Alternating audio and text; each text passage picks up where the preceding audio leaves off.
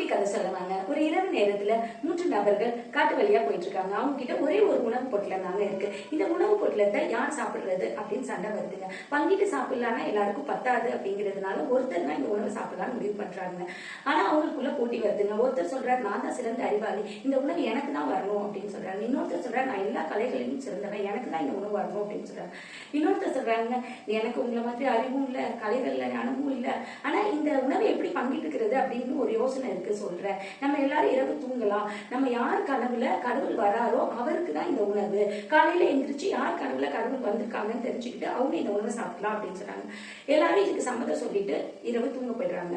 காலையில எந்திரிச்சோடனே அந்த முதல் நபர் சொல்றாருங்க, என் கனவுல கடவுளோட பாதத்தை பார்த்தேன், கடவுளோட பாதத்தை தொட்டு வணங்கினேன் அப்படின்னு சொல்றாருங்க. ரெண்டாவது நபர் சொல்றாரு நான் கடவுளை முழுசாவே பார்த்தேன், கடவுளை என்னை கட்டி அணைச்சு ஆசீர்வதிச்சாரு அப்படின்னு சொல்றாருங்க. மூணாவது நபர் சொல்றாருங்க என்னோட கனவுல கடவுள் வந்தாரு, ஆனா பைத்தியமே இரவு நேரத்துல ஏன் பட்னியோட தூங்குற, உணவை எடுத்து சாப்பிட்டு தூங்குன்னு சொல்றாரு, அதனால அந்த உணவை சாப்பிட்டுட்டு நான் தூங்கிட்டேன் அப்படின்னு சொல்றாருங்க. கதையோட நீதி இதாங்க, நம்ம எப்போதுமே புத்திசாலித்தனமா இருக்கணுங்க, அப்பதான் நமக்கு வேணுங்கிறது நமக்கு கிடைக்குங்க. மீண்டும் அடுத்த ஒரு சுவாரஸ்யமான கதையோட உங்களை சந்திக்கிறேங்க. இந்த மாதிரி கதைகள் கேட்க தேஸ்மணி அப்படிங்கிற என்னோட யூடியூப் சேனலை சப்ஸ்கிரைப் பண்ணிக்கோங்க.